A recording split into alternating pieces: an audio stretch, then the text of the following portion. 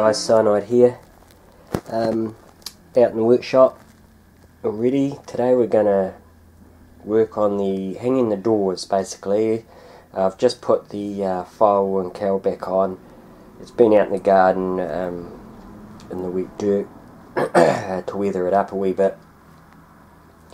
And what I'm thinking is I'll probably just have pretty much squares. These little cars, they have quite small doors and they're pretty much just a plain square, so I'm gonna rocker cover, I think these are called, and I don't even think the real ones have those. I think they go right to the bottom, but you know, model car toy, it's close enough. I'm gonna cut a piece of metal out, a bit of scrap, make them square, hang them with some tiny hinges that you get from the craft shop for, I don't know, they're little brass hinges or something like that. No, they won't be brass, they're not that flash. They're just coated in something to make them look like that. And once I've got the doors hung, then I can do the dash. I just don't want to do the dash and have it fouling with the doors opening and closing, so I'm going to use a bit of computer case for the doors. Because I was at a mate's place and one of my old server cases was over at his place, and he had chopped it up to do a patch panel on his truck, his 1/1 scale truck, and I was looking at the leftover bits and pieces, and I knew I had another server in my scrap pile, and I was looking at the way the folds work, and I thought, that's going to be what I build the doors out of. So we'll go and grab that, cut it up, and drill some holes and hang these doors. Right, so this is part of my scrap pile, some old servers. I quite often go on about recycling computers because there's a lot of good metal that's got some nice folds and holes already machined into it. So I'm just going to get that lid off the top of this and I'll show you what I'm doing. Okay, so what I've got here is the side panel, the top panel off the server, and on this corner and this corner is where I'm going to cut out a square for the doors, because I'll get down here, it's got this nice little lip already machined into it, and also this fold here, don't have to worry about this tab, but this will save me having to, you know, I'll fabricate stuff if I've got to, but if I've got a scrap of metal around that is prefabricated, close enough to what I need, I'll use it every time. I'm not a big fan of reinventing the wheel.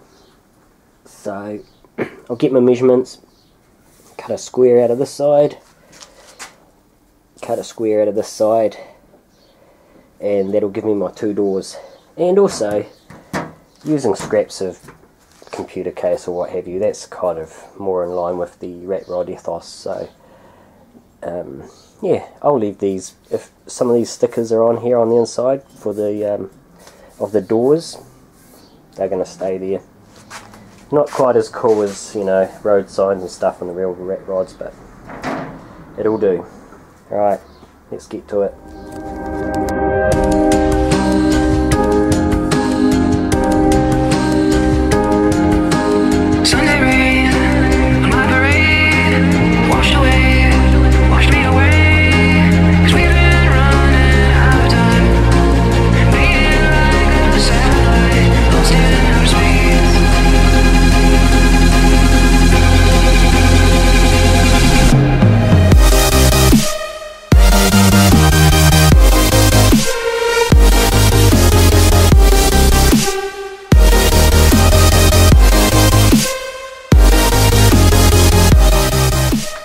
Okay, so I've got me got the wee doors cut out. So this lip here, this fold will go on top, and where it's folded around at the back here, that's going to be the back of the door. So what I'm thinking is I'll probably hang it at about this height here.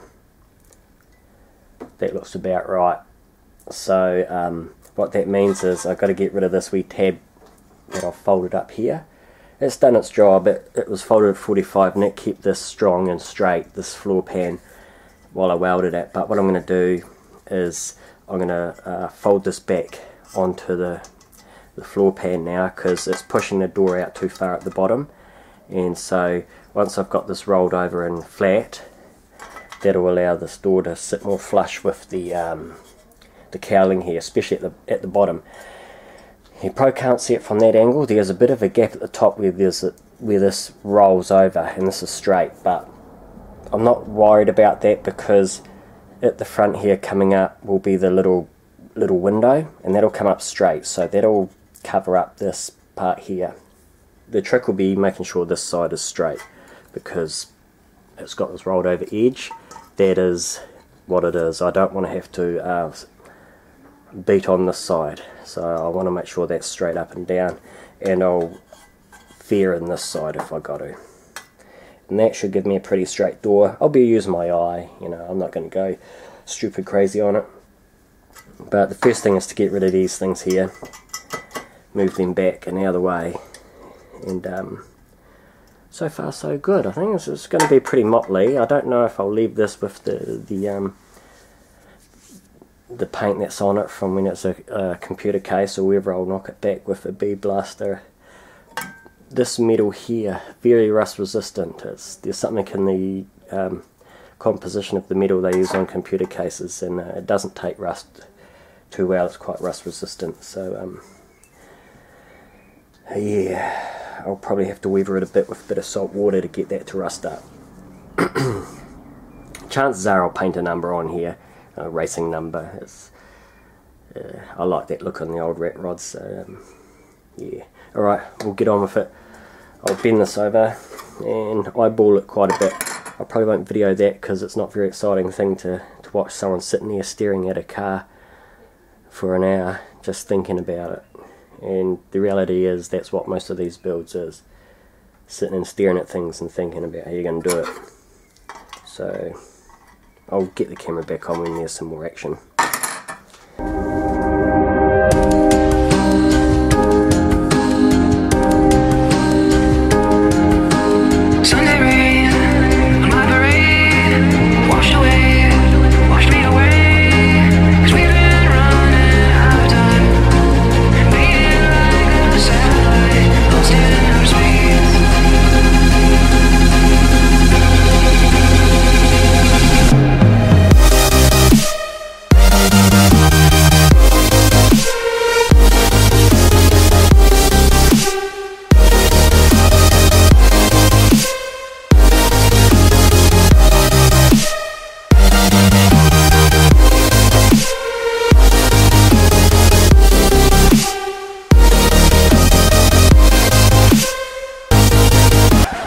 Yes, I was getting busy on doing the doors here, and what I've done, you'll notice, is I've tied the cowl here forward a little bit with a bit of bungee to keep this straight in relation to the bottom here, in order to hang the doors about so. So if you'll remember, the cowl and firewall are held on by, at the bottom here, with these little tabs. 1, 2, and that's it.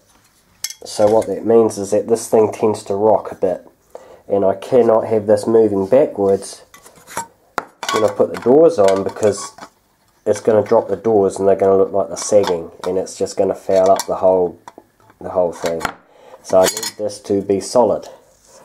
And I would just like to just tack the damn thing onto the chassis, but that would weld me into a corner that I wouldn't be able to get out of. And I need to make this removable to get to electronics, servo, and possibly other electronics I'll hide up here behind the dash, because I do not have very much room back here for the electronics. So I've got 2 batteries to go in here, and so speed controller, sound unit, and so on and so forth. So some of it might get tucked up here. So I'm thinking what I'm going to do is, I've been thinking over this and holding off putting the doors on, which is what I want to do. And I think what I'm going to have to do is use where these bolts are that hold this rod end here onto the chassis. I think because the body panel covers that anyway, I think what I'm going to do is the simplest thing to do is to drill a hole here on the body panel either side and use a longer bolt, M3 bolt, and go all the way through with the packer, and that will be the this will hold this forward.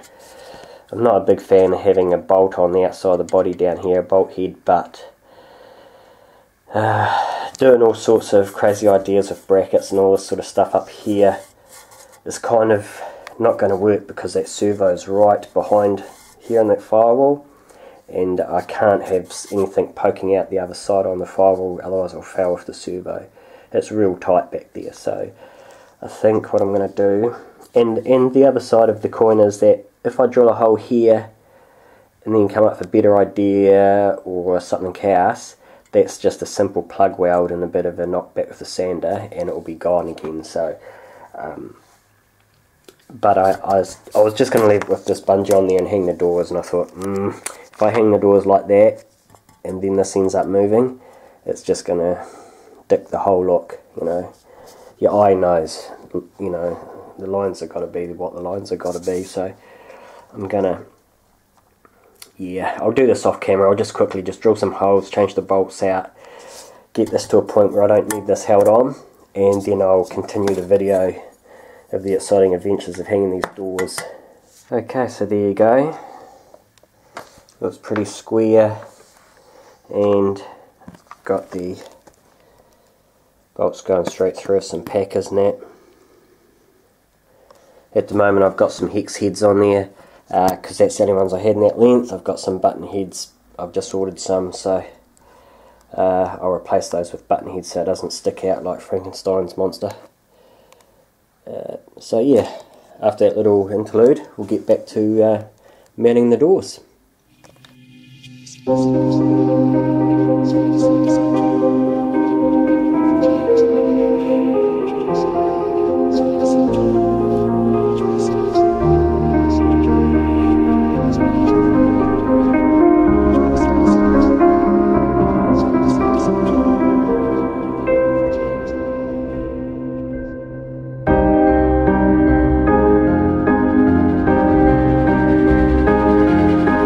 Sunday rain on my parade.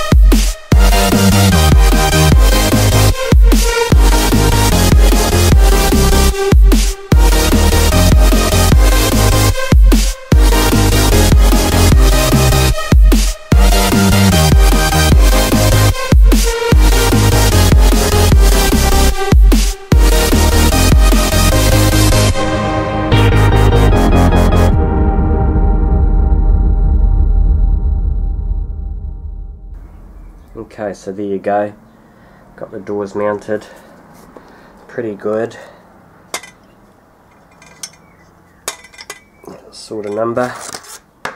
And this is pretty straight. It's about 90 across from the front and the back, so this one's pretty straight. The other door is, there's about a 1mm difference